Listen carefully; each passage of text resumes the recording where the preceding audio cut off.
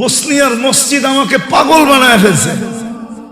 আমি 2008-এ গেছি বসনিয়া, গণহত্যার পরে সার্বিয়া আলাদের বসনিয়ার মসজিদ আমাকে কাদায় শেষ করে ফেলছে।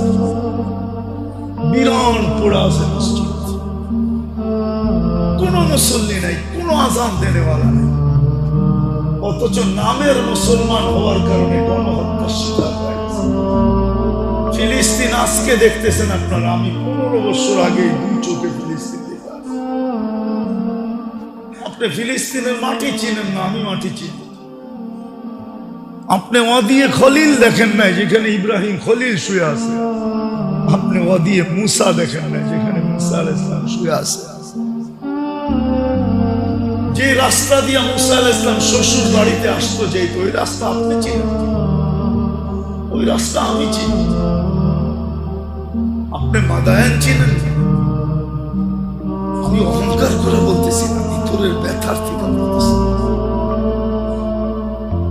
আমি বেলাল রাদিয়াল্লাহু তাআলা আনহুর বাড়ি 6 বার দেখছি। আপনারা চিনবেন না, ওলামারা চিনবে। ওই সমস্ত জায়গা আমাকে কোনোদিন কাঁদাইতো না। আপনারা উন্দুলুস চিনেন না, আবু আব্দুল্লাহ উন্দুলুসিকে, ওই উন্দুলুস আমাকে কোনোদিন কাঁদাইতো না। আপনারা কর্তবীকে চিনেন না, ইমাম কর্তবীকে, তাহলে কর্ডোবা আমাকে কাঁদাইতো না। আপনারা কসরুল হামরা চিনেন না, তাইলে কসরুল হামরা আমাকে কোনোদিন কাঁদাইতো না। যেখানে 700 বছর মুসলমান রাজারা যেই রাজপ্রাসাদে থাইকা স্পেনে রাজত্ব করছে, আমাকে যখন ওই কর্ডোবায় কসরুল হামরায় ঢুকতে দেয় না, তখন আমি জানি আমি কি বুক নিয়ে ফিরে আসছি। আপনাকে আমি কি করে বুঝাবো ভাই, হুজুর করি আমি কি করে বুঝাবো? আমাকে যখন কসরুল হামরায় ঢুকতে দেয়, যেখানে 800 বছর মুসলমান রাজত্বরা রাজাদের বিচরণ ছিল 700 বছর, ওই কসরুল হামরায় আমাকে ঢুকতে দেয় না। আমাকে যখন কর্ডোবার মসজিদে ঢুকছি, আমাকে বলছে জুতা পায়ে দিয়ে ঢুকতে হবে, এটা নো মুসলিম মসজিদ, এটা তো এখন জাদুঘর, মিউজিয়াম। আমাকে বলছে জুতা পরে ঢুকতে হবে। তখন আমি বুঝছি যে আমার এখানে কিরকম লাগছে। আপনাকে কেমনে বুঝাবো আমি? আমাকে যখন পুলিশ বলছে পশ্চিম দিকে মুখ করা যাবে না, তখন না আমি বুঝছি যে আমার ভিতরে কেমন লাগে। আমাকে যখন বলছে হাত উঠে দোয়া করা যাবে না, তখন আমি না বুঝছি যে আমার ভিতরে কিরকম লাগে। নামাজ তো দূরের কথা, আপনি কোত্থেকে বুঝবেন? আপনি কোত্থেকে বুঝবেন? এই জন্য আমার কথার দাজ ভিন্ন। ইমাম বুখারীর দরজগা যখন দেখছি, যেটা এখনো 50,000 লোক বসতে পারে, কালির মটকা রাখা আছে, চবুতরা বাড়ানো আছে, এই হুজুররা কোত্থেকে বুঝবে? যখন ওই দরজটা দেখছি, তো আমার ভিতরে কি লাগছে এটা আমি না জানি। উনি কোত্থেকে বুঝবে? উনি তো এই দরজটা দেখেই নাই।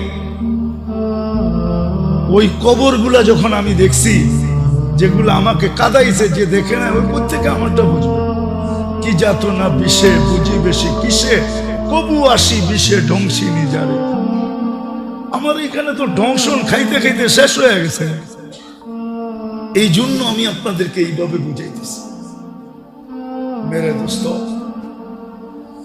আল্লাহ রং দেখবে, রং, ইসলামের রং।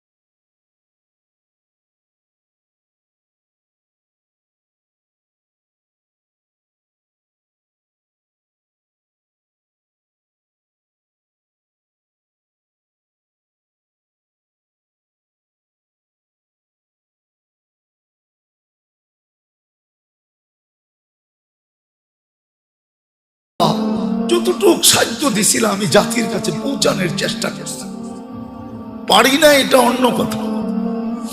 এই জন্য বলতেছি আপনাদেরকে, হাইয়ুল কাইয়ুম, আলিকুল আযীম, জাওয়াদুল কারীম, হান্নান মান্নান, ফাআলুল লিমা ইউরিদ।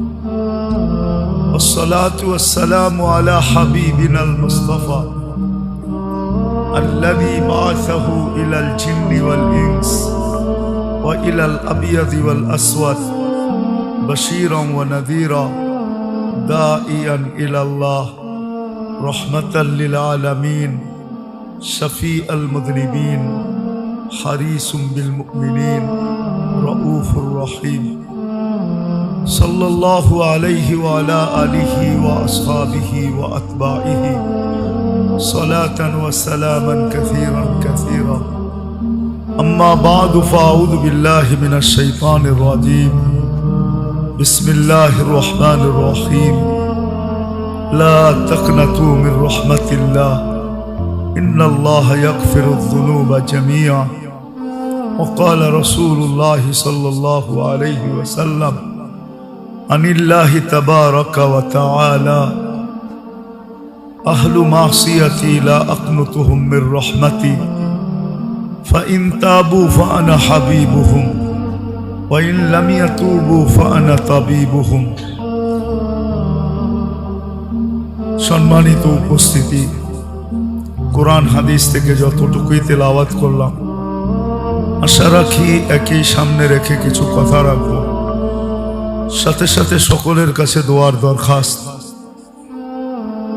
যা এই পর্যন্ত শুনলাম আর যা শুনব, আল্লাহ যেন প্রত্যেকটা কথার উপরে আমাদেরকে আমল করার তৌফিক দান করে।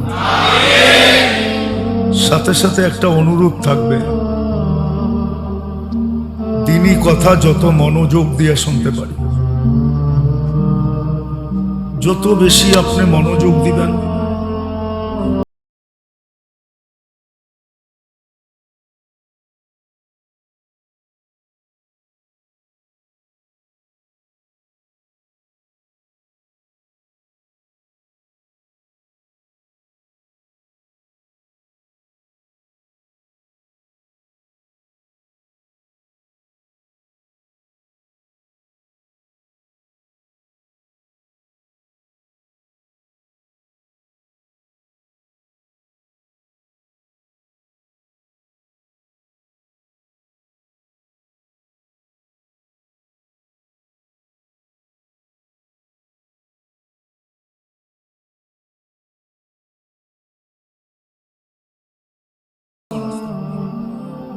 বা আমাদের সমাজে এটা বুঝতেও চায় না, কিন্তু মক্কার কাফেরদেরও এই বুঝটা ছিল। এই জন্য ওরা সচরাচর বইলা বেড়াইতো যে লা তাসমাউ লিহাদাল কোরআন, কোরআনও শুনো না, কোরআনই কথাও শুনো না। শুনলে অসুবিধা কোথায়? লাআল্লাকুম তাগলিবুন, তাইলে তোমাদের দিলের আঘাত করবে আর নিঃসন্দেহে করবে, আর তোমরা ইসলামের সামনে পরাস্ত হবে। এটা ওদের বুঝ ছিল, কিন্তু আমরা মুসলমানের ঘরে জন্ম নিয়েও আমাদের এই বুঝটা নেই। ওদের দিলটা যতটুকু সজাগ ছিল বা যোগ্যতা সম্পূর্ণ ছিল, আমাদের দিলটা এতটুক সজাগও না আর এতটুক যোগ্যতা সম্পূর্ণ না। কথা শুনে কিন্তু রাগ হয়ে যায় না, ভাবতে চেষ্টা করেন, কেননা দুনিয়াই তো সবকিছু না। দুনিয়া যদি সবকিছু হইতো তাইলে তো প্রত্যেক এলাকায় এত বড় বড় কবরস্থান হতো না। না, আপনাদের এই এলাকায় কবরস্থান নাই, বোঝা গেল এখানে থাকা যাবে না, চলে যেতে হবে। আর আপনার আমার অস্তিত্ব দাতা আমি নিজে না, আপনার ভিতরে যত যোগ্যতা আছে এটা কেউ দিছে বিদায় আছে, নাইলে সব মানুষই বিসিএস ক্যাডার হইতো, ঠিক না? হাজার হাজার পরীক্ষা দিয়ে 2-400 পাস করতো না, তাহলে সবাই বিসিএস ক্যাডার হইতো, সবাই বিসিএস কি হইতো, অফিসার হইতো, ঠিক না? হ্যাঁ, মেধা সবাই সমান না, আল্লাহ যতটুক দিছে অতটুকুই। এটা রাবার না যে টানলে বাড়তে থাকবে, আল্লাহ যতটুক দিছে অতটুকুই সম্ভব, এর বেশি সম্ভব না। বিদায় এটা মাইনা নেওয়া দরকার যে আমাদের দিলের ভিতরে আজকে যোগ্যতা নাই, দিল অতটুকু সজাগ না যতটুক 1400 বছর আগের মানুষগুলার ছিল। কাফের ছিল কিন্তু দিল সজাগ ছিল, যোগ্যতা সম্পূর্ণ ছিল। এই জন্য ওরা বলতো কোরআন শুনো না। আমরা শুনি, তারপরও কোনো ভিতরে প্রতিক্রিয়া হয় না। বলেন কতটুকু জানি আর কতটুকু শুনি আর কতটুকু মানি? সবাই তো বইলা বেড়ায়।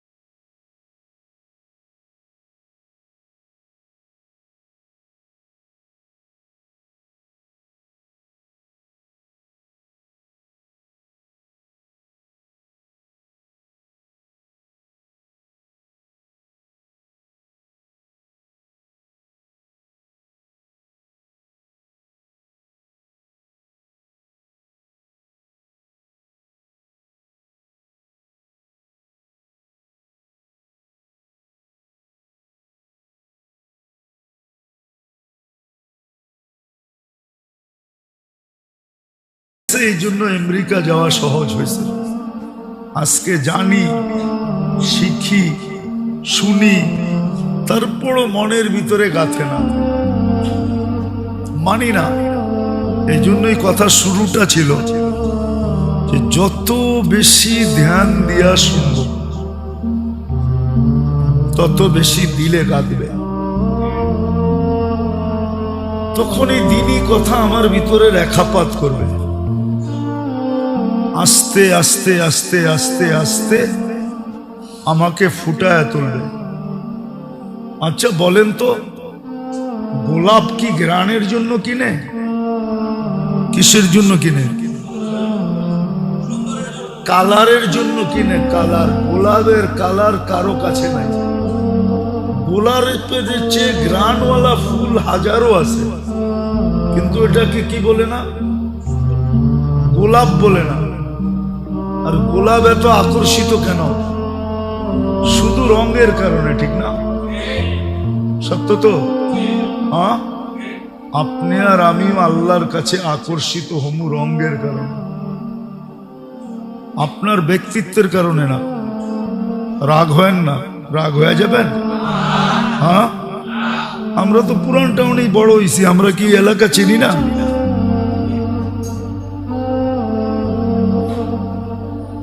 আপনি ব্যক্তিত্বের কারণে আল্লাহর কাছে দামি হবেন না। হইতে পারে এই এলাকায় আপনার 10টা বাড়ি আছে, বাড়িওয়ালা হিসাবে দামি হবেন না। আমার কথা রাগ হন, জামলে তা হন। আমার কাছে শুন নাই তো আমার কথাই কর্কশ। আপনি 20 বাড়ির মালিক হইলেও আল্লাহর কাছে দামি হবেন না। পুরা একটা এলাকার মালিক হইলেও দামি হবেন না। আল্লাহর কাছে দামি হবেন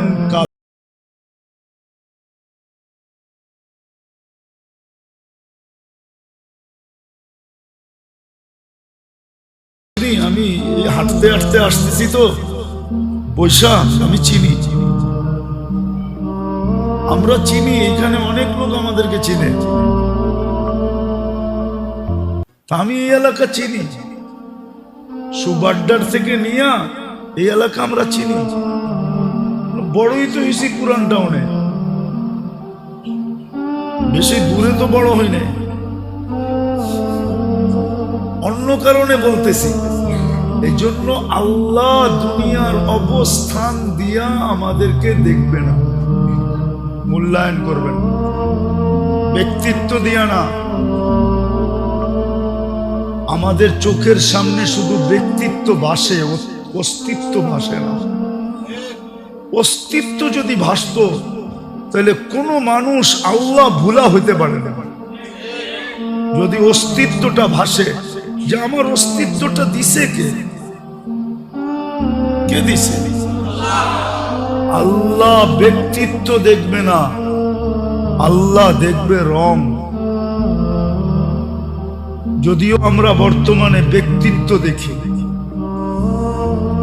ব্যক্তিত্ব আলা ব্যক্তিও অস্তিত্ব দেখে না, যে আমার অস্তিত্বটা কে দিল, আমার ভিতরে ফলকে ধরাইল। কত বাগানেই তো আম গাছ আছে, একটা ফল ধরে না, নাই? চলেন আমার সাথে বাগাল হয়ে যাই, চলেন আমার সাথে সাতক্ষীরা নিয়ে যাই, চলেন আমার সাথে যেখান থেকে আম আসবে কয়েকদিন পরে, চলেন নিয়ে যাই। বাগানে আম গাছ, কিন্তু একটা ফল নাই। আপনার অস্তিত্বের ভিতরে যে ব্যক্তিত্ব ফুটাইলো কে? কে ফুটাইল? আল্লাহ ব্যক্তিত্ব দেখবে না, আল্লাহ দেখবে কার ভিতরে কতটুকু রং আছে। এই জন্য দিনই কথা যত মনোযোগ দিয়ে শুনবো, নিবিড় ভাবে একাগ্র চিত্তে,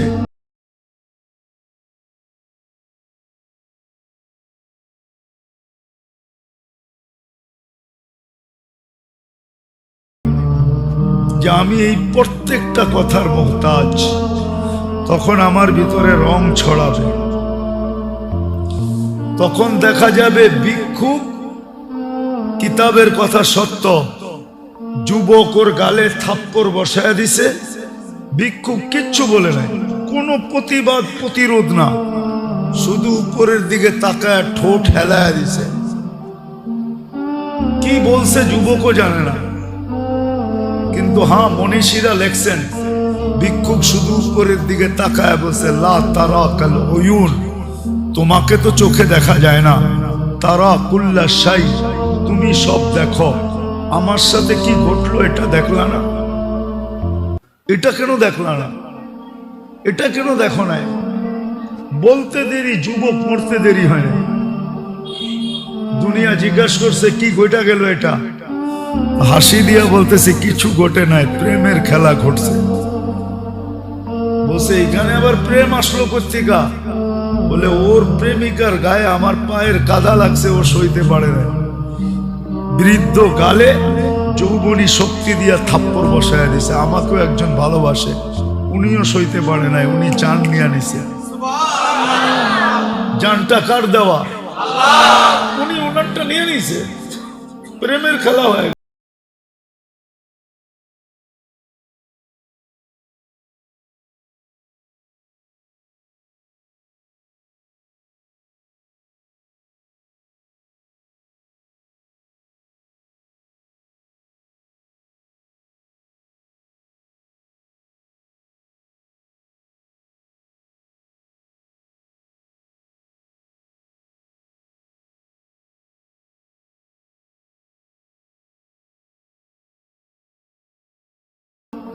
মুসলমান এরকম হতো না। আর মুসলমানের সাথে আল্লাহর বর্তমানের ব্যবহারও এরকম হতো না।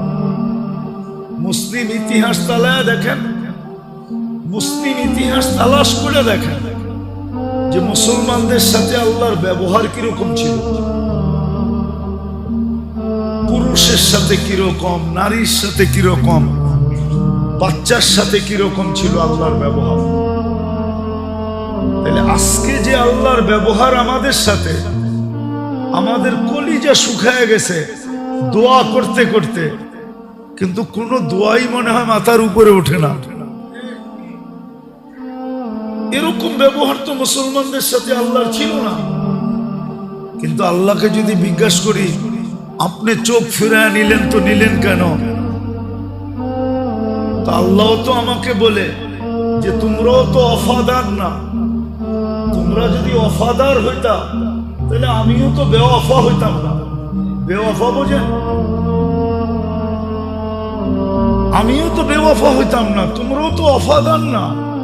তোমাদেরকে তো মুসলমানের ঘরে অস্তিত্ব দিলাম, কিন্তু ইসলামের কতটুক রং তোমাদের ভিতরে আছে দেখাও। যুবকের কাছে কতটুকু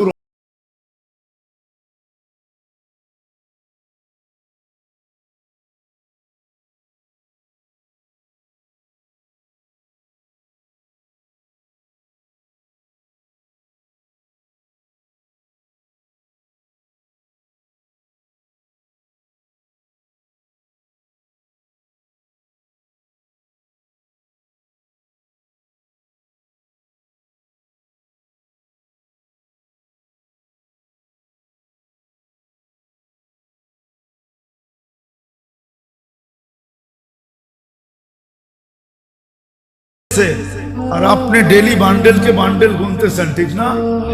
ইচ্ছা করলে তো আপনাকেও ফালায়া দিতে পারতো, ঠিক না? কোন কোর্টে যেয়ে কেস করতেন যে ও বান্ডেল গুনে কেন, আমি হাসপাতালে পড়ে আছি কেন? ও তো গয়না খালি বক্স ভরতেছে আর আপনি ডেলি দিয়া দিয়া খালি করতেছেন। কেস করেন না যে? পারলে পারবেন তো না কেস করতে? পারবেন? হ্যাঁ, তাহলে নুন কার খাই ডেলি? গুণ কতটুকু গাই বলেন? জুমা ছাড়া এই মসজিদ কোন ওয়াক্তে পড়ে? বলবেন 5 ওয়াক্ত সব ওই পারে থাকি, ফজরে তো বাড়িতে থাকে। ফজরে ভরে নাকি? ফজরে তো আরো কম হয়, ঠিক না? ফজরে কি বইলা ডাকছিল? ঘুম উত্তম না নামাজ উত্তম? হ্যাঁ, কার ডাক এটা? কে ডাক দিছিল? আল্লাহ তো বলছিল ঘুম উত্তম, নামাজ উত্তম। আপনি কি বলতেছেন? আপনি কি বলতেছেন? আরে মুখে না বলেন, কাজে কি বলতেছেন? ঘুম উত্তম। তোর অনেক রাত্রে ঘুমাইছি, আগে ঘুমটা পুরা করি, এটাই তো বলেন। আল্লাহ তো বলছিল ঘুম উত্তম, নামাজ উত্তম। নামাজ স্বাস্থ্যকর, নামাজ তোমার স্বাস্থ্যের জন্য উপযোগী ছিল, স্বাস্থ্যকর ছিল। শুধু শুধু তো মনীষীরা বলে নাই সুবা কি হাওয়া লাখো রুপিয়া কি দাওয়া। সকালের বাতাস লক্ষ টাকার ওষুধের চেয়ে দামি। সকালের নামাজ, আপনি তো জানেন না সকালের নামাজে কি রাখা আছে? সকালে তো বইয়া ডাকতেছিল আল্লাহ। কে ডাকতেছিল? সকালে তো জোহরের চেয়ে কম হয়, আসরের চেয়ে কম হয়, মাগরিবের চেয়ে কম হয়, এশারের চেয়ে কম হয়, না হয় না? হ্যাঁ, কি রাত্রে কি ওই পারে থাকেন নাকি? ঘুমান ওই পারে? ঘুমায় তো এই পারে, ঠিক না? প্রত্যেকের বাড়িতে ঘুমায়, ঠিক না? 5 বেলা নাইলে মাইনা নিলাম যে ওই পারে ছিলাম। ফজরে কোন পারে ছিলেন? ফজরে কেন আসে না? তো নুন কতটুকু খাই আর গুণ কতটুকু গাই। মুসলমান ঘরে জন্ম, কিন্তু ইসলামের রং কতটুকু? একটা ভুল ধারণা আমাদের এইখানে আছে। অনেক সময় মোবাইলকে ফ্ল্যাশ দিতে হয়, ফ্ল্যাশ জানেন? কি 1 লাখ টাকা দিয়ে কিনলে কি হইব? মাঝে মাঝে ওরও ফ্ল্যাশ দিতে হয়। ফ্ল্যাশ বোঝেন? ভাইরাস ঢুকা যায় তো ফ্ল্যাশ দিয়া আবার ওকে সবাই সবগুলাকে আবার রিস্টোর করতে হয়, রিস্টোর, ঠিক না? সত্য তো? আর এটা তো বোঝেন, আমাদের একটু মাঝে মাঝে ফ্ল্যাশ দিয়া এইটা আর এইটা, এইটা আর এটা মাঝে মাঝে ফ্ল্যাশ দিয়া রিস্টোর করতে হয়, রিস্টোর করতে হয়। আপনার বিবেক বুদ্ধি আপনাকে অনেক কিছু বুঝাইতেছে, আগে দেখেন ওই বুঝগুলা ঠিক আছে কিনা, না ওগুলা ভাইরাস, এটা আগে নির্ণয় করেন। আর ওটা নির্ণয় করতে পারবেন, বরিশালের লোক থাকলে রাগ হয়ে যাবে, কিন্তু পায়ে হাত রাখি, রাগ হয়েন না। বরিশালে একটা প্রবাদ বাক্য আছে, মুই কি কম বুঝি, মোরে বুঝাই তুইবে। আপনিও যদি ভাবেন যে আমি অনেক বুঝি, তাহলে আগে দেখেন আপনার বুঝটা ঠিক আছে কিনা। যদি ঠিক না থাকে তাহলে এটাকে ডিলিট করেন।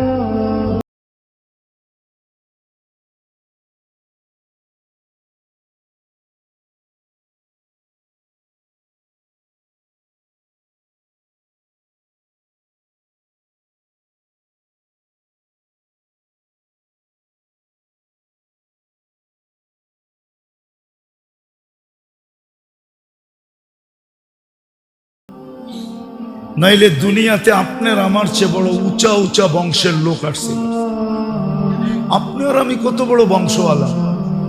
এখন তো মানুষ বংশ পরিচয় দেখেই না। ছোটবেলা দেখছি বিয়ে শাদিতে আগে জিজ্ঞাসা করতো কোন বংশ, কোন বংশ। বংশের সাথে বংশের মিল খাইলে তাইলে বিয়ে শাদী কথা আগে চলতো। আর যখন বংশের সাথে মিল খাইতো না তো প্রথমে আউট করে দিত, না ভাই আমাদের বংশের সাথে মিলবে না, ঠিক না? এখন তো বংশ দেখে না, এখন তো খালি পাত্তি দেখে, ঠিক না?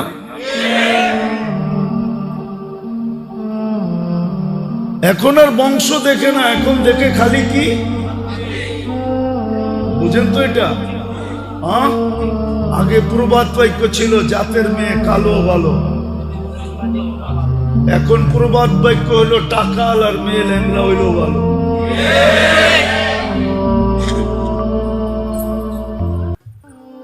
আগে মানুষ অন্যটা দেখত, ঠিক তদ্রূপই, ঠিক এরকমই। আল্লাহ যদি বংশ দেখতেন তাহলে বড় বড় বংশওয়ালা দুনিয়াতে আসছে, না আসে নাই? কুরাইশি কি আপনার থেকে ছোট, না আমার থেকে ছোট?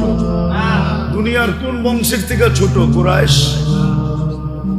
জিবরিল আলাইহিস সালাম বলছে কাল্লাবতুল কাবাইলা কুল্লামা ওয়াজাদতু আশরাফা মিন কুরাইশ। দুনিয়ায় কুরাইশের চেয়ে উত্তম কোন বংশ আল্লাহ তৈরি করেন নাই। যদি সোসাইটি দেখতেন যে গুলশান, বনানী, বাড়িধারা, ধানমন্ডি, প্যারিস আর নিউ ইয়র্ক আর লন্ডন আর সন্ডন, যদি আল্লাহ দেখতেন মক্কার চেয়ে উত্তম কোন জমিন আল্লাহ তৈরি করেন নাই। যদি আল্লাহ ব্যক্তিত্ব দেখতেন, আপনার ব্যক্তিত্ব কি আর? দুনিয়ায় বড় বড় ব্যক্তিত্ব, আল্লাহ ব্যক্তিত্ব ছিল, চিনেন? ইতিহাসের পাতায় কয়জনকে আপনি চিনেন? রাগ হয় না কিন্তু, ইতিহাসের পাতায় বড় বড় ব্যক্তিত্ব ছিল। ইতিহাসের সিস্টেমই হলো আমরা ছোটবেলা যে কবিতা পড়ছি এখন একটাও নাই, আছে নাকি? ওগুলা সব বাদ দিয়ে এমন কবিতা আইছে, কবিতা পড়লো ওইটার জন্য আবার একটা কবিতা পড়তে হয়, যে এটা আবার কবিতা নাকি? না ছন্দের মিল, না নাইলের মিল, না কথার মিল, কোনো মিলশিল নাই। ছোটবেলা তো একটা মিল ছিল, ঠিক না? বাঘ বাকুম পায়রা হইলো একটা মিল ছিল, ঠিক না? পিপিলিকা হইল একটা মিল ছিল, পিপিলিকা পিপিলিকা দল বল ছাড়ি একা, মিল ছিল, ঠিক না? এখনকার কবিতার কোনো আগাও নাই মাথাও নাই। আমরা ছোটবেলা যেগুলা ইতিহাসে পড়ছি, যে নামগুলা, এখন ইতিহাস ঢুকাইলে একটার নামও পাওয়া যায় না। অথচ বাংলা কত সন,